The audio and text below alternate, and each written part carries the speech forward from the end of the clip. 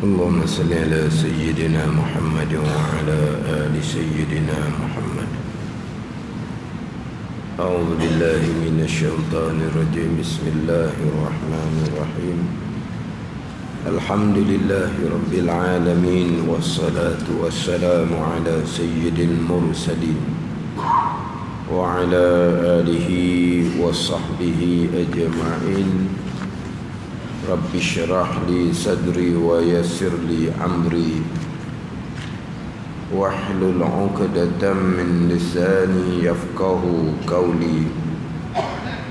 سبحانك لا علم لنا إلا ما علمتنا إنك أنت العليم الحكيم. ولا حول ولا قوة إلا بالله العلي العظيم. Kitab Penawar Bagi Hati, muka surat 31. Muka surat 31, baris yang ke-9 daripada atas. Baris yang ke-9 daripada atas. Qala al-muallifu rahimahullahu ta'ala wa nafa'ana bi'ulumihi amin.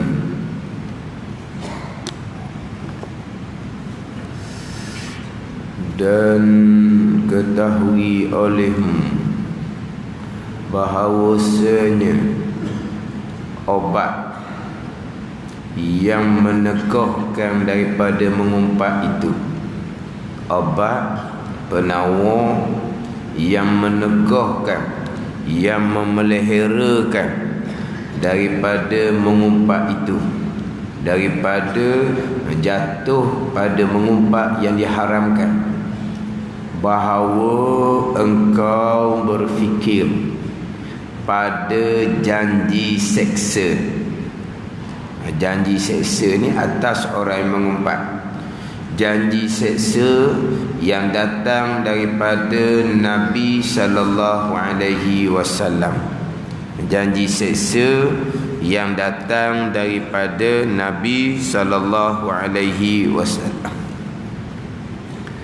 Seperti dipindahkan kebajikan orang yang mengumpat kepada suratan aman orang yang diupaknya, maka tilik olehmu akan sedikit kebajikan engkau dan banyak umpak engkau.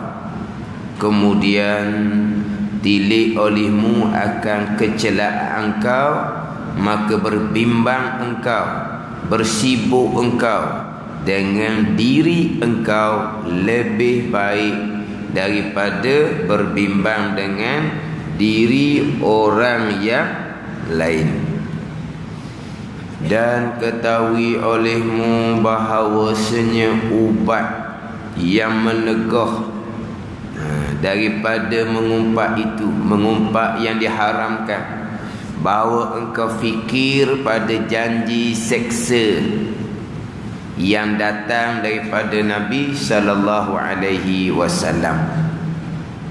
Jadi pengarang mendatangkan pula macam mana ubat, jalan, cara untuk menegahkan diri kita, lidah kita daripada mengumpat.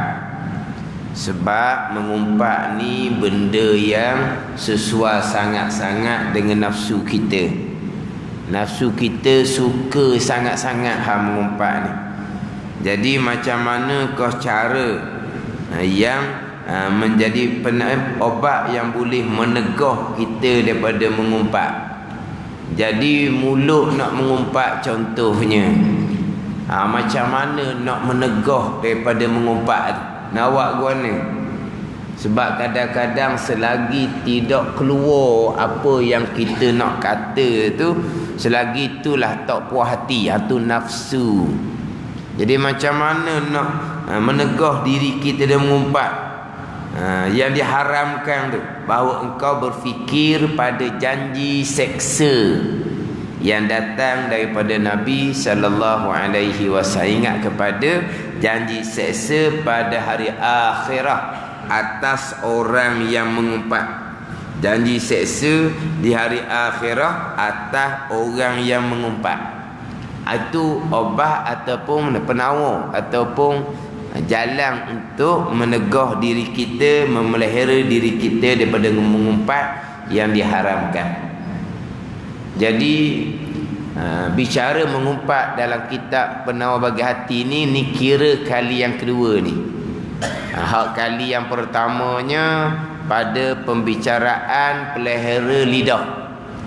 Pada pembicaraan pelihara lidah yang terdahulunya sudah bicara berkaitan dengan di antara kebinasaan lidahnya adalah mengumpat. Di antara kebinasaan lidah, yang mana kebinasaan lidah ni amat banyak. Yang mana perkara-perkara kebaikan banyak daripada lidah, kejahatan pun banyak daripada lidah. Kebaikan banyak daripada lidah. Suruh makruf, cegah mungkar, lidah. Kemudian mengajar, lidah. Membaca Al-Quran, berzikir, lidah, itu kebajikan. Tetapi kejahatan pun banyak berlaku daripada lidah. Sehingga kan kalaulah seseorang, Nabi kata boleh bagi jaminan kepada Nabi, boleh pelihara antara dua keng, yakni lidah, dan boleh pelihara antara dua kaki, iaitu kemaluan, Nabi bagi jaminan dia dengan syurga. Sebab apa? Sebab besar kebinasaan lidah dan besar kebinasaan kemaluan. Kalau boleh jamin, boleh jaga antara dua anggota tu, Nabi jamin syurga. Sebab apa? Besar kebinasaan. Faham tak ni? Jadi hak bicara dahulunya pada pembicaraan lidah sudah bicara berkaitan dengan mengumpat. Hak dalam Al-Quran diumpamakan mengumpat ni bahawa makan daging saudara. Ayyakula lahma akhihi maita, bahawa makan ia akan daging saudaranya hal keadaan mati dah. Bangkailah kita kata. Makan daging saudara hak bangkai dah. Hak tu hak berkaitan dengan mengumpat. Bicara di berkaitan dengan pelihara anggota lidah. Ni masuk pula pada sifat kecelaan. Ini kasih atas berkata-kata. Bila hati ini berahi berkata-kata, maka di antaranya timbulnya adalah mengumpat. Kemudian kita kena ingat molek lah. Dua-dua kali bicara mengumpat dalam kitab Penawar Bagi Hati ni, dua-dua kali didatangkan takrif mengumpat. Yang Imam Ghazali mengatakan bahawa takrif mengumpat, kita panggil sekarang ni definisi mengumpat tu ijma' ulama'. Kata Imam Ghazali rahimahullah. Sebab definisi mengumpat tu yang didefinisikan oleh Nabi sallallahu alaihi wasallam sendiri. Apa mengumpat? Nabi sallallahu alaihi wasallam bersabda, mengumpat ni zikruka akhaka bima yakrah, menyebut oleh engkau akan saudara engkau dengan perkara yang ia benci. Itu mengumpat. Sama ada kita menyebut perkara yang saudara kita benci itu, sebut di hadapan ataupun sebut di belakang. Ini acak kali dah sebut ni, ulang ni. Kalau kata mengumpat tu kata sebelah belakang, salah sangat-sangat. Dok kena sangat-sangat dengan definisi mengumpat. Mengumpat bukan kata sebelah belakang. Mengumpat ni Nabi kata engkau akan saudara engkau dengan perkataan yang ia benci. Cuma dalam kitab dia ada qaid.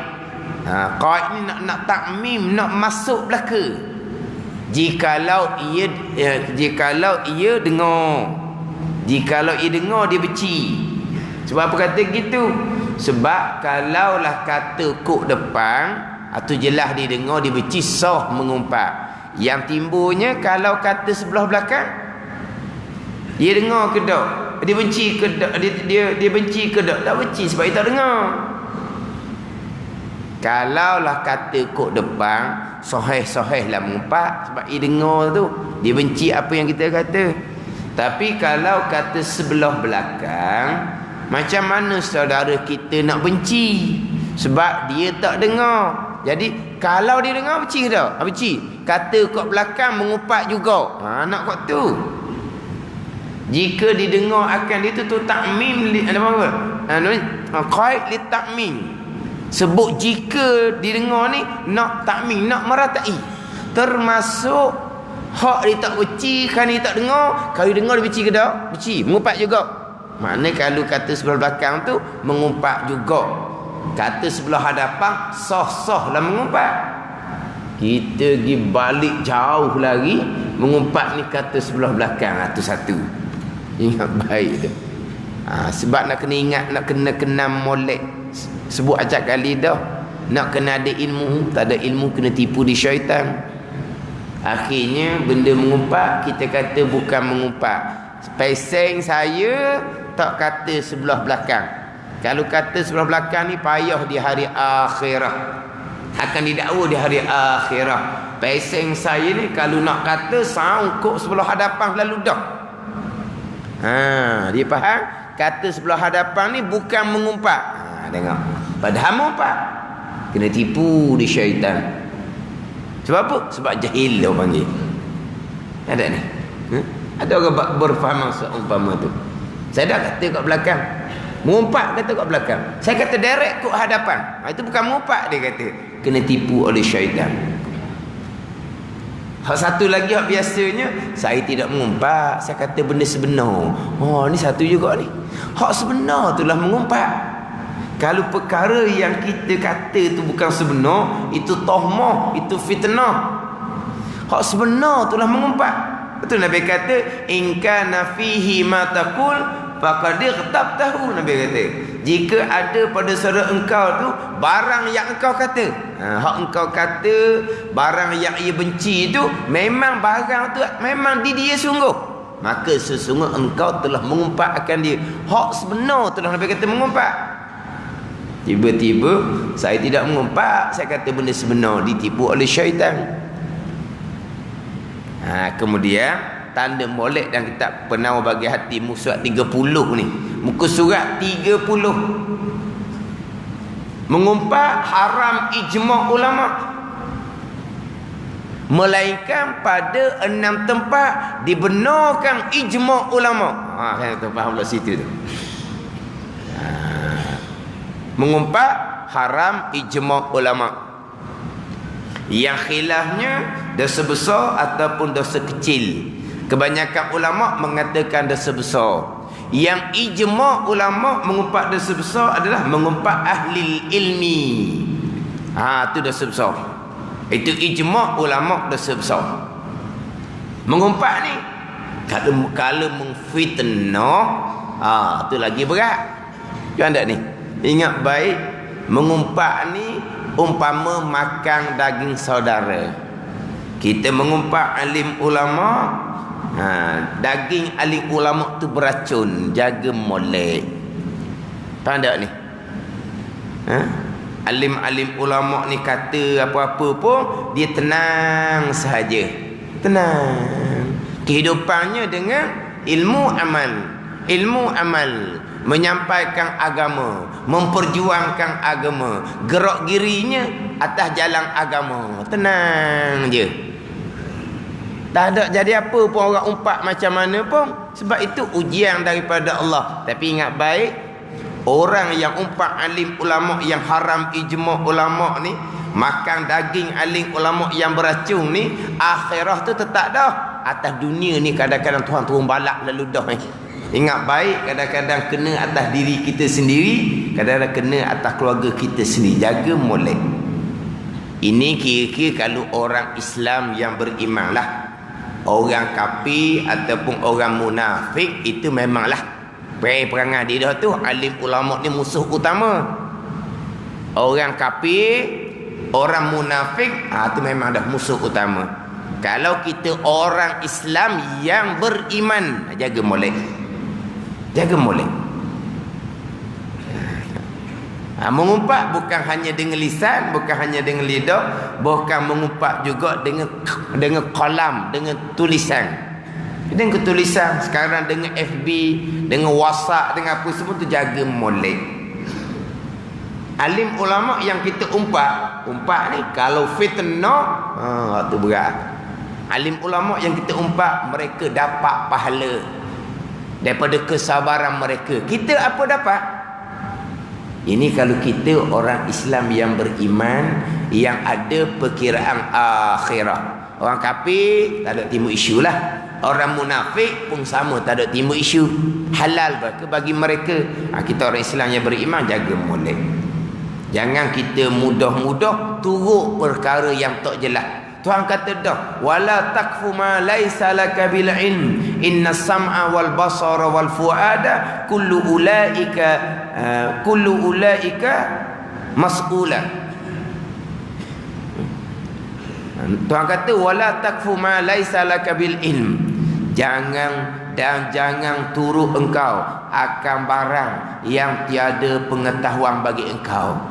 Hak kita tak tahu, jangan duk turut. Orang duk cerita macam-macam tu, rekaan dia je, tomahan dia je. Sebab apa? Sebab Tuhan kata, kerana sesungguhnya pendengaran engkau, penglihatan engkau, hati engkau, kesemuanya akan disoal di hari akhirah. Jangan duk turut. Benda tak jelas, jangan duk turut. Kan ada ni. Benda yang tak jelas, kita tak ada ilmu. Kan ada ni. Oh, kita tak puas hati. Hati kita puas ke tak puas? Ada ke hati kita? Ada ni. Ada ke hati kita? Alim ulama ni buat apa keputusan berdasarkan kepada ilmu, berdasarkan kepada jamaah. Kita main dia puas hati saya, hati saya tak puas. Hati awak tu, awak siapa? Senyap sudahlah, diam je. Kita tengok macam mana. Jangan duk cepat, jangan duk cepat. Kita cepat dengan umpat, dengan fitnah, kemudian nyata salah sebelah kita. Kalau tak betul, dah apalah.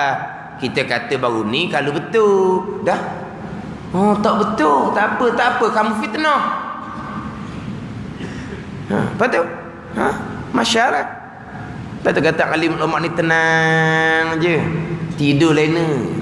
Orang yang lawan agama tidur tak akan lena. Faham tak ni? Ingat baik. Jangan buat mudah-mudah. Jangan mudah-mudah. Jaga molek. Lidah kita jaga molek. Tulisan kita sekarang ni duk main ni FB, tulisan kita jaga molek. Benda yang kita tak jelas, jangan duk campur tangan. Jangan duk mudah-mudah. Faham tak ni? Sebab kita ni kadang-kadang semayang 5 waktu, tapi punya tangan tu sungguh ni. Orang kadang-kadang duk royak sama ustaz, dengar duk depan ustaz, kalau tengok FB dia tak pandang ngomong. Tua dah tuangnya. Tapi macam orang muda duk berlawan dalam FB dengan umpatan, dengan maki hamu, dengan fitnah, benda yang jelas tak jelas. Berjemaah 5 waktu. Ada ni. Tak payahlah. Tak payah. Benda ni bukan semua perkara yang kita nak kena tahu. Kita tu jalan jemaah yang berdasar pada Al-Quran, kita tu. Kita tak ada ilmu nak buat. Nak buat keputusan apa, ilmu tak ada, maklumat kita pun tak cukup, pengalaman kita pun tak ada. Tak payah. Ada ni. Akhirnya apabila kita membelakangkan alim ulama, membelakangkan agama, kita sama-sama akan menanggung akibat atas dunia. Kena dah akhirat tu akan datang. Atas dunia ni nak betul balik, nak undur balik, mulalah begitu begini, menyesal lah, alhamdulillah. Tapi kesalahan yang kita lakukan sebelum tu dengan anak Adam, dengan manusia, dengan alim ulama, kena settle, kena selesai atas dunia. Kalau tidak, merangkaklah kita pada mahsyar. Ada ni. Jadi mengumpat haram ijma' ulama, ya khilaf dosa besar atau dosa kecil. Mengumpat ahli ilmi, ijma' ulama dosa besar. Melainkan 6 perkara ni pula ijma' ulama dibenarkan. Hak 6 perkara yang ni dinyatakan dalam kitab Penambah Bagi Hati ni, ada yang diwajibkan kepada kita. Dibenar ni terkadang disunatkan, terkadang diwajibkan pada syarak. Jadi hak wajib pada syarak ni kena tahulah pula mengumpat mana hak wajib. Jangan pula mengumpat hak wajib kita tak mau mengumpat, dosa pula kitanya, ditipu oleh syaitan. Tengok kalau tak ada ilmu. Hak 6 perkara ni, hak paling panjangnya adalah berkaitan dengan menakutkan orang Islam daripada kejahatan orang yang lain. Kita cerita, contoh dalam kitab ni orang merisik, kita pun cerita, jangan engkau berkahwin dengan perempuan yang jahat kelakuan tu. Jangan duk kahwin dengan perempuan tu. Perempuan tu jahat kelakuan, serta betul sebut kejahatan perempuan tu. Badan ni. Sebab apa? Sebab nak berumah tangga, panjang masa hadapannya, akan melahirkan generasi perempuan ni perempuan yang tak baik. Ingat baik, itu hanya untuk menubuhkan rumah tangga. 2 orang saja yang terbabit di situ. Kita dibenarkan cerita, bahkan kalau tanya kita wajib cerita. Apa yang kita cerita tu keburukan, kejahatan. Kalau perempuan tu dengar, pasti dia marah. Memanglah mengumpat, tapi dibenarkan pada syarak, bahkan diwajibkan pada syarak, kena cerita. Ada ni. Bayangkan hanya untuk berkahwin 2 orang, syarak membenarkan cerita kejahatan perempuan ataupun sebaliknya lelaki, syarak membenarkan bahkan diwajibkan. Sama telah kita nak memilih mereka yang memegang tanggungjawab ummah, memegang tanggungjawab negara, lagilah kita kena cerita apakah kejahatan mereka. Apakah kejahatan mereka, kita kena cerita. Ada ni. Mengumpat ke tak? Memang mengumpat. Tapi cerita kejahatan mereka saja. Jangan duk tambah-tambah. Tambah kok mana? Tuang muka uduh. Tu jangan. Muka uduh tu tak ada apa pun matunya. Ke muka uduh pun ni salah kau. Jangan tu, jangan duk kosek. Ni kadang-kadang kita ceritalah kejahatan mereka, tapi gila jok. Gila jok cerita bak tubuh dia lah, apalah, muka dia, hidung dia, perut pun dicerita juga. Apa benda tu? Itu tak ada kaitan dengan kejahatan dia. Kita hanya cerita kejahatan. Bukan bagi orang yang mengetahui, wajib dia kena cerita. Ada ni, wajib dia kena cerita. Setakat kita nak pilih mereka yang pegang tanggungjawab dalam masjid. Satu masjid saja nak lantik, dia pengurusi ke, dia jadi bendahari pegang duit ke, pun kena cerita. Dia pegang duit ni tak boleh.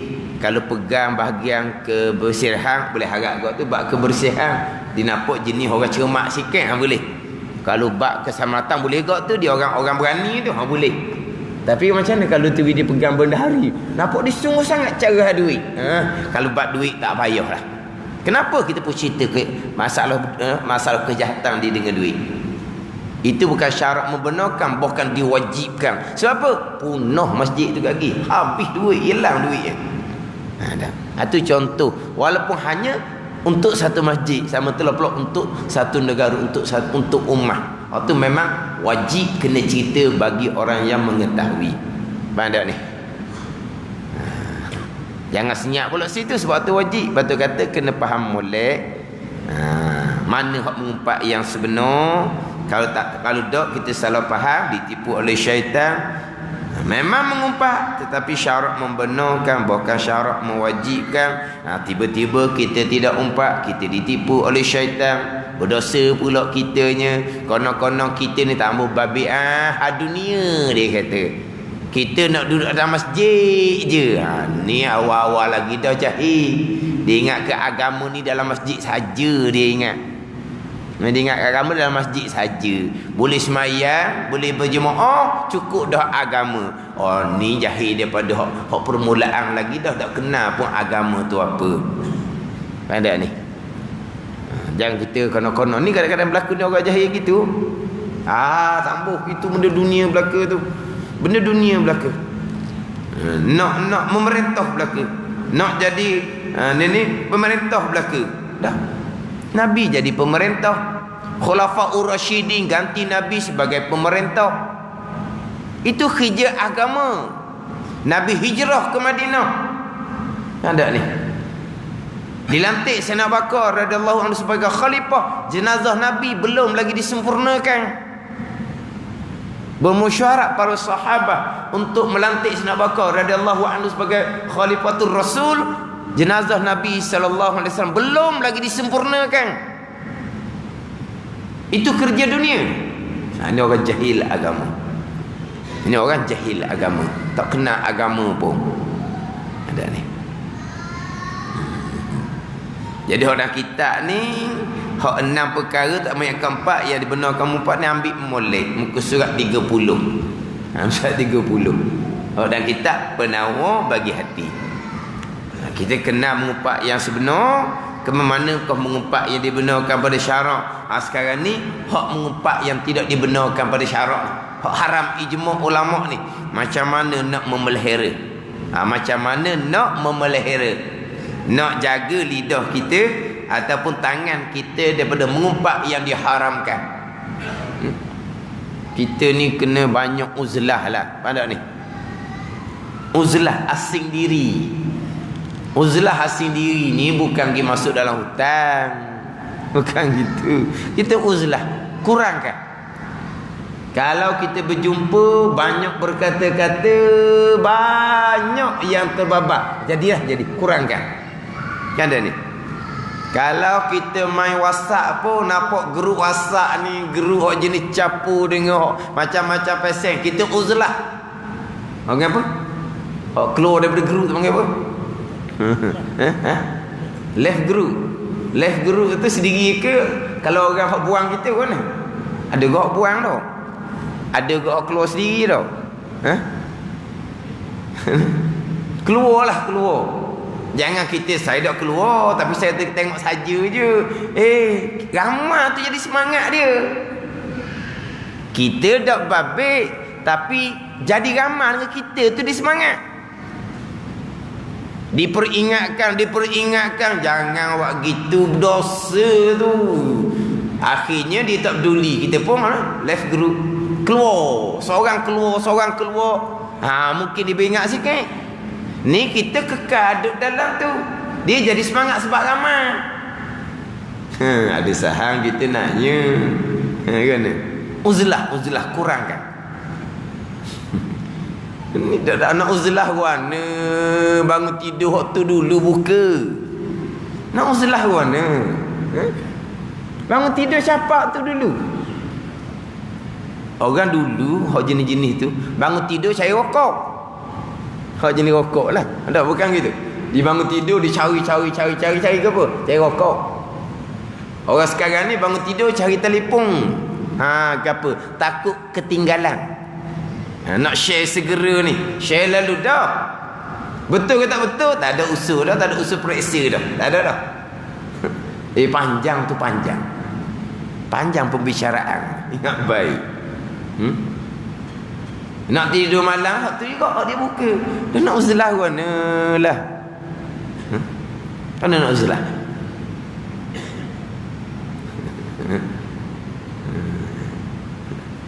Kalau tunjuk telefon saya kan orang kata tu ketinggalan zaman, dia kata. Biarlah kata ketinggalan pun comel jangan duk main. Mahal agak ni 200 riyal ni. 200 riyal ni. Bukan hak Nokia ni, hak original ni. Nokia hak original 200 gak. Tidak yang kata komang-komang gitu. Ingat ke murah, bukan beli hak lokal panggil hak tiruan. Dah ni original. Selamat. Ada apa? Mana? Ada boleh, tapi kawal. Kena lebih uzlah, asingkan diri. Tak sudah babik sangatlah. Dengan benda-benda yang ada saham sama kita. Tu kata uzlah. Asingkan, kurangkan diri kita dengan perkara-perkara yang mendorong kita kepada kejahatan. Kalau guru tu guru yang bawa pada kebaikan, okey lah. Ada ni. Dia ada tukang jaga. Hak ada nak lari tu, nak bawa tang ke lain tu, peringatan lah dah. Ada ni. Jangan terbabik tu. Ada ni. Guna kita. Nak jaga macam mana nak pelihara daripada mengumpat. Mengumpat ni mengumpat yang diharamkan. Macam nak obat di penawar dia. Dan ketahui oleh bahawasanya obat penawar yang meneguhkan, yang memeliharakan daripada mengumpat itu, mengumpat yang diharamkan. Mengumpat yang diharamkan. Apakah dia ubat yang meneguh daripada mengumpat itu? Bahawa engkau berfikir pada janji seksa. Janji seksa atas orang mengumpat ni. Janji seksa atas orang yang mengumpat. Janji seksa ni yang datang daripada Nabi sallallahu alaihi wasallam. Janji seksa yang datang daripada Nabi sallallahu alaihi wasallam. Yang mana terdahulunya di antaranya memakan bangkai. Itu di antara janji seksa yang digambarkan kepada Nabi pada malam Mi'raj.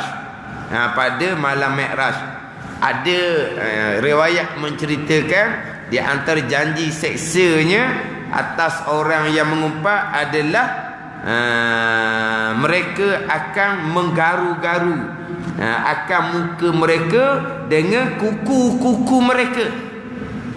Dengan kuku-kuku mereka. Mana satu kaum duduk garu muka dengan kuku. Nabi tanya Jibril AS, siapa kaum ni, siapa puak ni? Puak yang duduk mengumpat akan manusia dan puak yang menjatuhkan akan kemaluan maruah manusia. Ni puak ni Nabi kata ni. Puak yang mana ulaikal ladzina yaghtabuna an-nas wa yaqauna fi a'radihim. Ni puak ni. Nabi ni Jibril cerita hak kaum yang diperlihatkan malam Isra Mi'raj ni yang duk garu muka mereka dengan kuku ni, kaum yang mengumpat akan manusia dan menjatuhkan pada akan kemaluan maruah manusia. Ni banyak pesen ni buat ni. Kalau buka YouTube apa panggil tu, internet tu lah. Hak kaum ni banyak. Kaum ni banyak. Kerja dia mengumpat, memaki hamung, menjatuhkan orang. Tu je kerja dia. Keluar nama tu, tak ada perkataan baik dia nya.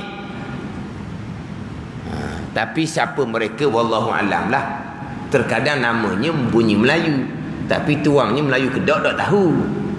Tuangnya boleh belaka dah. Tulis nama dak Melayu pun boleh dah. Kita orang Melayu ni boleh dah tulis nama bukan orang Melayu, bunyi Arab sikit ke putih ke, boleh dah. Ini bunyi Melayu, tapi mungkin bukan Melayu. Mungkin bukan Melayu, mungkin bukan orang Islam. Orang Islam tak ada seumpama tu. Kalau orang Islam sungguh ke mana? Tu orang Islam yang tidak beriman tu. Berat-berat sangat. Kerja mengumpat, maki hamung, memfitnah dengan perkataan-perkataan yang lucah. Memang kerja tu je dianya. Ada yang mengatakan di waktu kerja tu memang kerja di dah tu, itu sumber pendapatan, di upah. Kalau tu comel benar lah. Tanggung nafkah keluarga dengan kerja yang seumpama tu, habislah. Memang kerja dia dah. Kalau keluar je kenyataan daripada alim ulama, dulu sekali. Dulu sekali. Cuba tengok dalam internet apa semua ni. Ada. Tapi ada juga memang orang Islam. Kita boleh buka FB dia, memang orang Islam. Kadang-kadang anak bini pakai tudung. Kadang-kadang share ayat agama. Kadang-kadang ni pasal mana tak tahulah. Apa masalah hati perut dia sebenarnya? Ini masalah hati perut orang panggil ni. nampak anak bini pakai comel tu zahir. Ada ni. Oh, pakai comel. Memang ni bukan hak menyama ni. Memang hak sebenar. Cuba tengok perkataan-perkataan yang dibawa. Dia bawa perkataan-perkataan panggil provokasi. Kemudian hak ikut dia kat bawah tu kutuk macam-macam. Senyum je dia hak mula atas. Dia mula atas tu tak panjang mana. Abang apa ni? Provokasi lah. Dia provok dulu, tapi dia tak banyak. Sebab dia ada title juga. Dia ada title depan US juga, ustaz. Ke UST. US, Amerika pula tau. UST, ustaz. Ada title ustaz. Tu baik sikit atas tu. Tapi cuba tengok bawah tu. Hak geruk dia komen. Dia boleh padam. Kita boleh padam tuang dia tu. Boleh padam. Kenapa dia tak padam? Dia kata, bukan aku tulis. Kamu yang benarkan, kamu yang biarkan, kamu lah yang bertanggungjawab sepenuhnya. Tambahan pula, kamu yang memulakan. Ni masalah apa sebenarnya? Jiwa dia bermasalah. Jiwa dia bermasalah. Jiwa dia sakit. Jiwa sakit orang panggil. Adalah perkara tak puas hati tu. Jadi penuh dengan dendam kesumat orang panggil. Penuh dengan hasad dengki. Tapi malah orang seumpama ni kadang-kadang dia bubuh gambar FB, gambar anak. Kita dalam tu banyak kerja jahat. Bertanggungjawab tak kita sebagai bapa, kita bubuh gambar anak kita, FB kita, tapi dalam FB kita banyak dengan perkara-perkara jahat. Bertanggungjawab tak ayah seumpama tu? Kenapa bubuh gambar anak, bubuh gambar kamu lah sendiri? Mana? Tu kata kita jaga molek. Yang tu orang-orang seumpama ni, orang yang bermasalah. Orang yang bermasalah. Tulis atas, kita kena berbaik sangka. Kita kena menerima perbezaan pandangan. Tulis kat dalam atas tu. Tu tulis belakang je. Tak ada pun.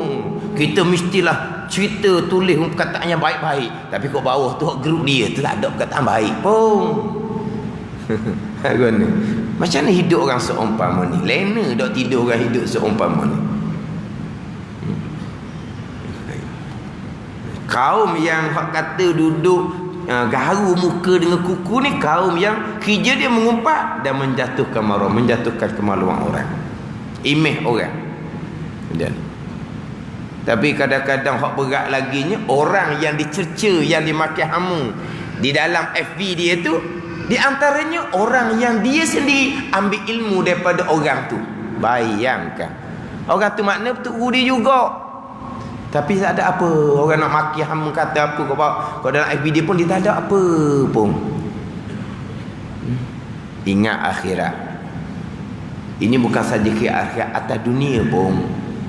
Jaga diri kita, jaga keluarga kita, jangan ditimpa musibah bala oleh Allah Subhanahu wa taala. Al-bala iza nazala amma. Bala turun dia kena belaka. Dalam keluarga tu hak jahat kita. Tapi bila bala turun dia tak pilih, dia kena belaka. Al-bala iza nazala amma. Bala bila turun dia meratai. Jaga molek diri, jaga molek keluarga kita. Jangan jadi orang yang tidak bertanggungjawab. Ingat baik, atas dunia pun terkadang Tuhan akan turun bagai-bagai musibah kepada kita. Akhirat sama telah lah. Kalau tidak bertaubat kepada Allah Subhanahu wa taala. Jadi kena fikir pada janji seksa yang datang daripada Nabi sallallahu alaihi wasallam. Tapi contoh di sini ni bukan cerita janji seksa ni. Seperti dipindahkan kebajikan orang yang mengumpat kepada suratan amal orang yang diumpat. Kebajikan kita dipindah kepada orang kita umpat. Itu janji seksa ke? Janji seksa lah. Apabila kebajikan kita dipindah kepada orang yang kita umpat, kita tak ada kebajikan, timbang di mizan, berat kejahatan daripada kebaikan, mana tempat balasannya? Neraka. Itulah seksa. Ada ni. Dipindahkan kebajikan orang yang mengumpat, yang haram tu lah, kepada suratan amal orang yang diumpat. Kemudian sahabat pun tanya Nabi sallallahu alaihi wasallam, "Ya Rasulullah, jika dia tak ada kebajikan, pahala dia banyak dah. Habis dah masuk dalam daftar kebajikan orang lain. Habis dah pahala dia. Macam mana pula? Nabi pun kata, dia ambil kesalahan orang yang mengumpat, diletak atas orang yang diumpat. Dah. Lepas tu ada dah kebaikan kita. Kalau timbang macam mana? Tu kata janji seksa. Maka tilik olehmu akan sedikit kebajikan engkau dan banyak umpat engkau. Kita kebajikan bukan banyak sangat. Kebajikan kita pula bukan bermutu sangat. Kita ni dua perkara kita ni. Kebajikan kita tak banyak. Kebajikan yang tak banyak tu pula, dia punya kualiti dia, kualiti dia pun tak ada. Lepas tu kebajikan yang sedikit dipindah ke kebajikan orang yang diumpat. Habislah kebajikan kitanya. Bab ni panjang ni, kalau dalam internet, dalam FB ni panjang. Lepas tu macam mana? Kejahatan orang yang diumpat diletak kepada suratan kejahatan kita. Tak ada benda tu janji seksa. Muflih kita di hari akhirat. Tak ada. Muflih kita di hari akhirat. Maknanya kita kena fikir, kalau kita ngumpat ke orang, pahala kebajikan kita boleh ke dia? Kita ni orang yang kita umpat ni orang yang kita tak berapa kenal. Jadi kalau orang tu kita tak berapa kenal, tak usah duk kosek hadiah lah. Orang yang kita tak suka, kita belanja dak air, kita tak belanja. Padahal ni orang lain kita belanja, dia bayar sendiri, yang beci ingat. Apa kita mau belanja? Sebab kita beci. Belanja minum atas dunia pun kita tak ambuh sebab kita beci. Lepas tu kita nak belanja pahala.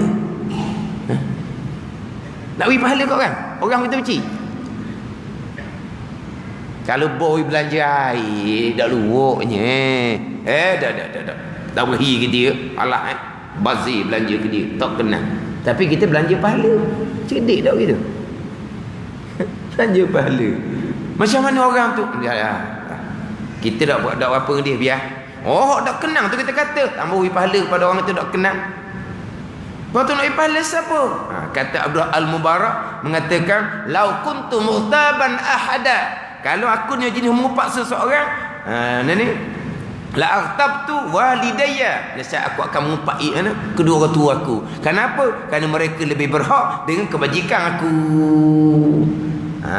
Tapi jangan salah faham pula, ngaji malam ni nak ngumpat boleh, ngumpat mak ayah.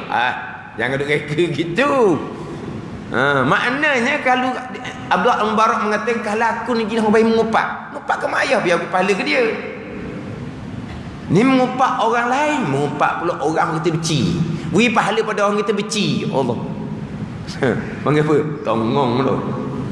Tongong tu. Tapi kita jadi kitanya. Benci, beri pahala. Allah. Benci. Dosa dia bos kita. Bagaimana? Kalau kita benci, tak usah duk cara.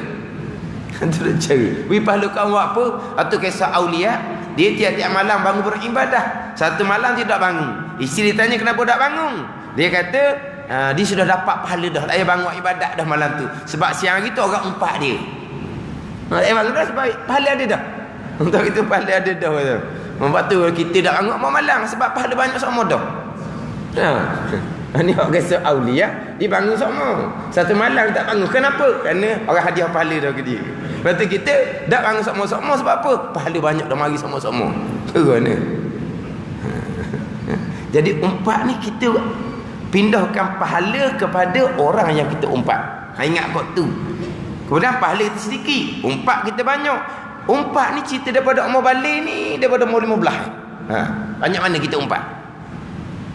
Maka tilik olehmu, kemudian tilik olehmu akan kecelaan engkau, keburukan kita banyak, maka berbimbang engkau, bersibuk engkau dengan diri engkau lebih baik daripada berbimbang bersibuk dengan diri orang lain.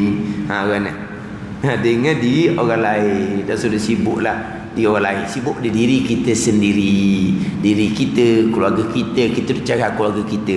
Diri kita ni banyak kecelaan, banyak keburukan. Tapi masalahnya kita tak nampak kecelaan diri, kita lebih nampak kecelaan orang lain.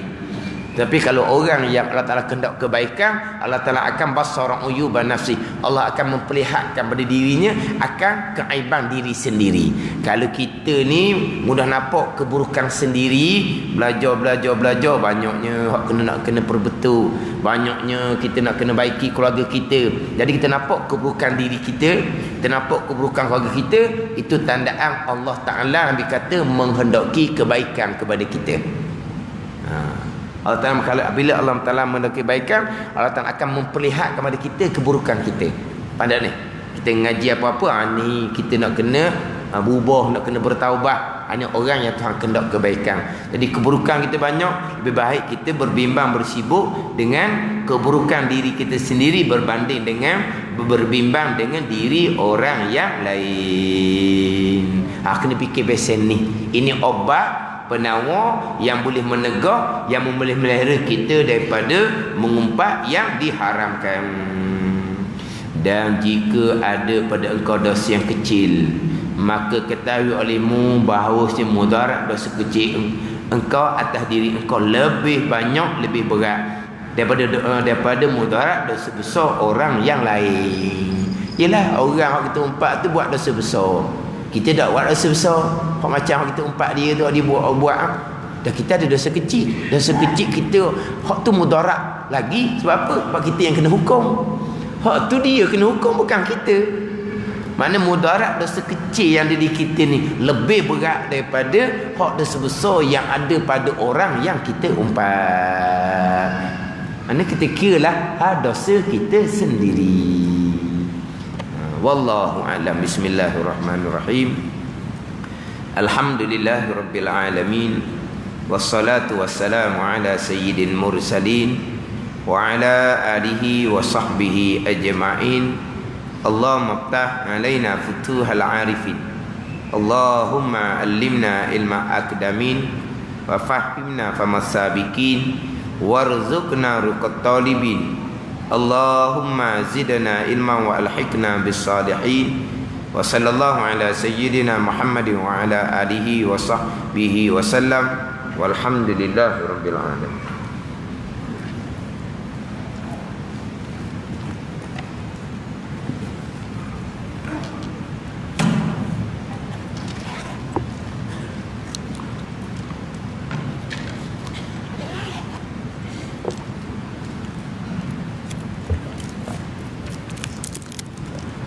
Allahu Akbar, Allahu Akbar,